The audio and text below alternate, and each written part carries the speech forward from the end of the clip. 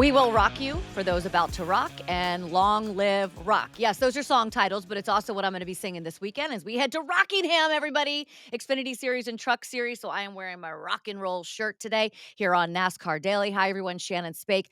Kyle Petty is here. He was very good at Rockingham when he was racing. Can't wait to talk to him about the race. Joey Logano, and of course, tires. Kyle, Petty, KP, good to see you. It's been a long time since I've seen you. We got a lot to talk about. Okay, first of all, I don't know if you can see I'm wearing my rock and roll shirt because we're going to the Rock, which I'm super excited about. And I know you are too because you love that place. We're going to talk about that in a second. I want to get like some of the nuts and bolts out of the way, no pun intended. The tires, I know there's been a lot of conversations about the tires and the tire wear and the tire fall off, but I want to talk about the literal fall off of the tires. And it's something that we saw this weekend on pit road. It's starting to get a little dangerous. Listen, I know every crew is looking for an advantage in terms of time on pit road, but where is the sweet spot and why do we keep seeing these issues? I have no idea why we keep seeing these issues. Every form of racing in the world, it seems like from Formula One to sports cars to Indy cars and now NASCAR at the cup level, run a single lug nut. We just can't seem to get it right for some reason, or we can't seem to get it right for any length of time. We continue to have these issues with loose wheels or loose lugs, the wheels coming off. And the situation at Bristol cannot ever happen again. It just can't. When you have a tire come off on pit road and it's rolling down pit road at 30, 40, 50 miles an hour, there's guys on their knees changing tires. They're not paying attention to what's coming at them.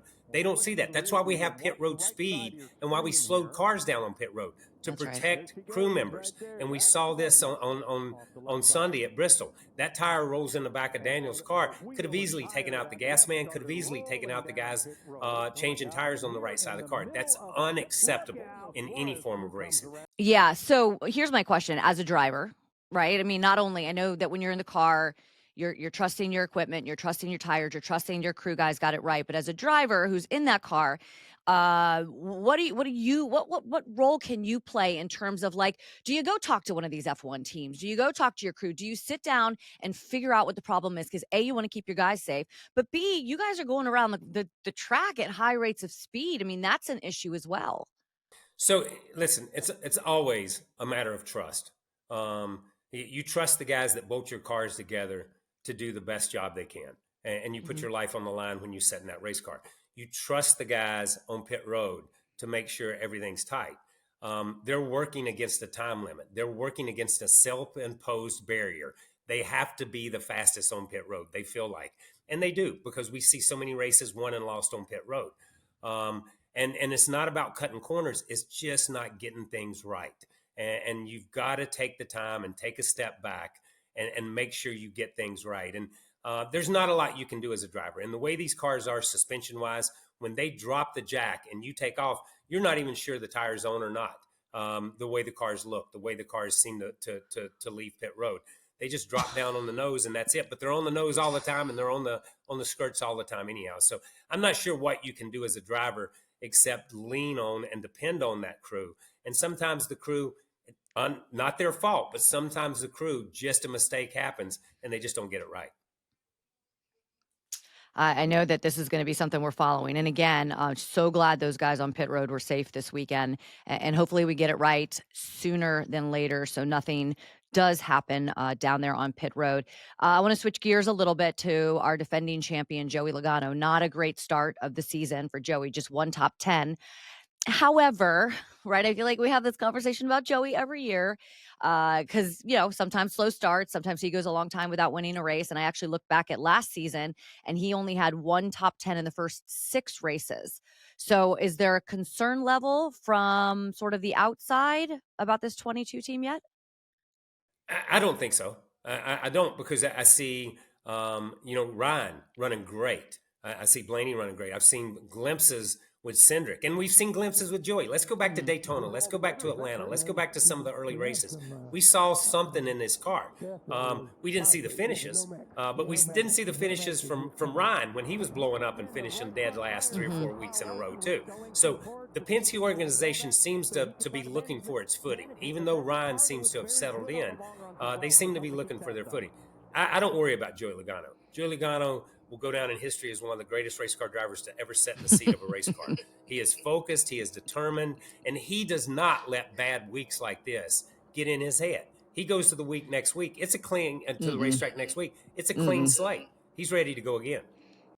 Yeah, plus, I mean, if you look back last year, just 2 wins in the playoffs, and there were really bad finishes as well in the playoffs, and somehow, I always go back to the big 3 and me, right, when he said that, because everyone was looking at the big 3, and of course, it was Joey that went on to get the victory, so, again, I'm not worried about him either. He's a champ, he's a pro, and it's one of the best organizations out there. Let's talk about The Rock, because that's what everyone's talking about. I wanna know, what is your, like, earliest memory of this place? Because you were born, I'm not gonna date you, but you were born you've been going there your entire life, and you watched your dad win there your entire life pretty much as a kid. So what's your earliest memory of this place? So everything we did there was the last century. Let me just go ahead and say that. That all happened in the last century. So, but you know what? Yeah. We went there forever. It was only 60 miles from where we grew up. It and Martinsville are about the same distance from Level Cross, North Carolina, which is the center of the universe. In case anybody needs a reference point. But I know this. Yes, I yeah. know this. So we went down there so many times and just came home with a trophy because that was a place that my dad just fell into. It was a place where he got a rhythm and just loved that racetrack. And I remember going there as a kid and coming home with a trophy in the back seat. And then later, I was fortunate enough to win a couple of races there. And just fell into a rhythm during the early '90s. So it's always been a good place. And you know it is the community embraced that racetrack. It's kind of like Wilkesboro. It's kind of like Martinsville. It's those old school racetracks where they were NASCAR tracks, but they belonged to the community. They belonged to Richmond County. They belonged to Rockingham, to the city, just as Wilkesboro did North Yeah. Wilkesboro. And I think that's the thing. You felt like you weren't going to Daytona. You weren't going to Chicago or to Charlotte, to the big city. You were going to the roots of NASCAR when you went to Rockingham. Yeah, I love it because I mean, you think when you think of the King, you think of Daytona, you think of Martinsville. 15 wins at Martinsville, 30 well, I get the 15 at Martinsville, 15 at North Wilkesboro, 13 at Richmond, and 11 at Rockingham. That's how it goes. So yeah, he was winning a lot, and then you won 3. Was it 3 in 4 years or 2 in 3 years? What was? Let me look to see. You 3 in 2 years. So you didn't just fall into it. You were completely dominating as well. What was that like to kind of share that experience as a family at this place? So it was cool. And the first race I won at Richmond, and that was a racetrack that my grandfather won on, my father won on, and then I went on. And it was the old Richmond. It was the old racetrack. We all went on the same racetrack. So to go to any racetrack and be able to win a race on a racetrack that my father won on was always big. That first year, my mom came to Victory Lane, and that was kind of cool. I was driving for Felix, and that was kind of cool. But I think it was just one of those places that fit the way I drove a race car. That Dover, some of those racetracks, my style didn't fit everywhere. I was junk a lot of places. I can say that in all honesty. But for some reason, I could go to Rockingham, and we went through a stretch there where we were really good for 3 or 4 years with John Wilson building engines, Robin Pemberton, Gary Nelson as crew chiefs. We just went with different cars, different people, and we still were able to win races. So that was a good time for us to be there, and I enjoy it. And listen, I am so excited when I found out they were going back to Rockingham.